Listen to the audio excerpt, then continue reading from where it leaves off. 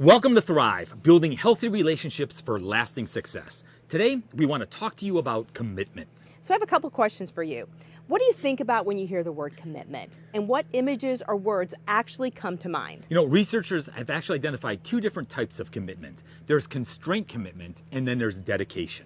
In Matthew chapter 19, some Pharisees came to Jesus to test him. They asked, "Is it lawful for a man to divorce his wife for any and every reason?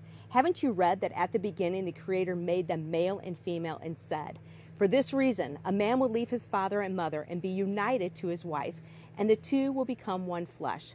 So there are no longer two, but one.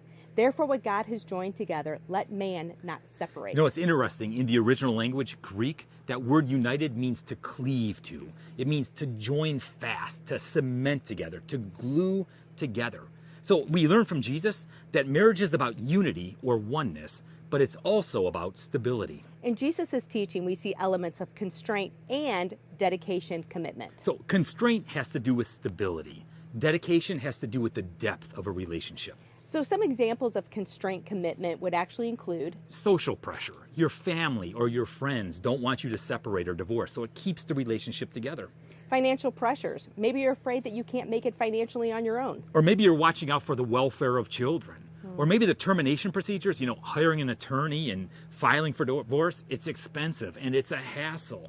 Or maybe you struggle with moral factors. You just think it's wrong to separate or wrong to get a divorce. And you have concern for your partner's welfare. Or maybe there's just no better alternatives out there.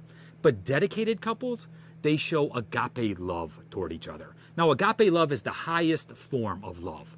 Agape love is a self-sacrificing kind of love. It intentionally desires the highest good for the other person. Dedicated couples show a greater sense of a relationship agenda.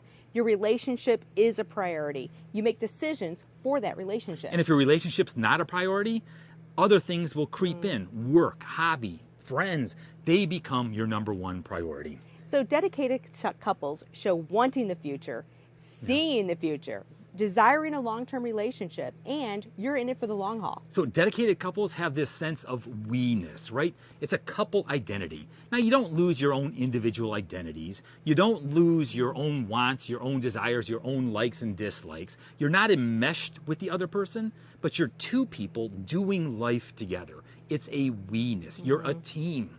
Dedicated couples show priority for the relationship. So in other words, greater priority is given to the marriage and to your spouse. And dedicated couples show satisfaction with sacrifice for each other.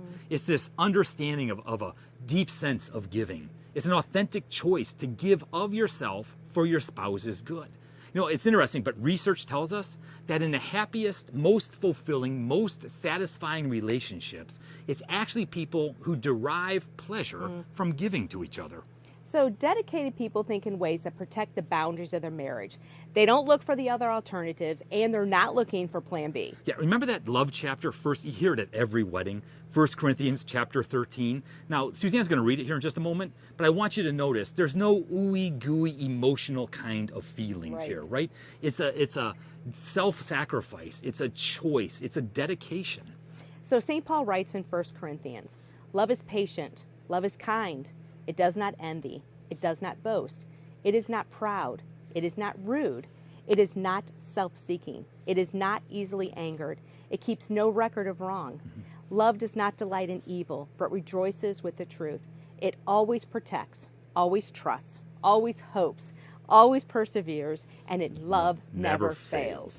Constraint commitment helps a marriage be stable, but dedication helps a marriage be fulfilling. So once again, commitment is a glue. It's the glue that helps you through the ups and the downs. And it makes the relationship worth investing in. Commitment says there are no ifs, ands, or buts. Right. We're in this together. I'm not leaving. I am not turning around. I'm not turning back. The truth is, through a relationship over time, you have your highs and your lows, right? You have your great times and you have those times that it's not so great. But that commitment is constantly moving forward, constantly growing, constantly getting stronger. So how do you regain that dedication? In Revelation chapter 2, Jesus says, "But I have this against you, that if you have left your first love, remember therefore from where you have fallen and repent and do the deeds you did at first." Yeah, it's a passage that talks first and foremost about our dedication to the Lord. But you know what? You can take that same model, that same passage, and apply it to marriage as well. Jesus says, remember from where you have fallen. In other words, remember what it was like when you fell in love. And he says, repent. Repent means you do a 180. If you're walking down this path, if you're walking down the wrong road, you stop, you do a 180, you turn around, and you go the opposite direction. And then he says, you do the things you did at first. I tell couples that all the time. Right. If you're struggling, if you're looking to regain your dedication, your commitment to each other, do that which you did at first. I mean, think back to when you were dating. What did you do? Do more of it. It worked the first time. It's going to work again. So making your relationship a priority, my friends, it's a choice. It's your choice. But the choice to rededicate yourself, to strengthen your commitment, it's a choice that's going to pay off in dividends. Hey, you have a great day. God bless and live love.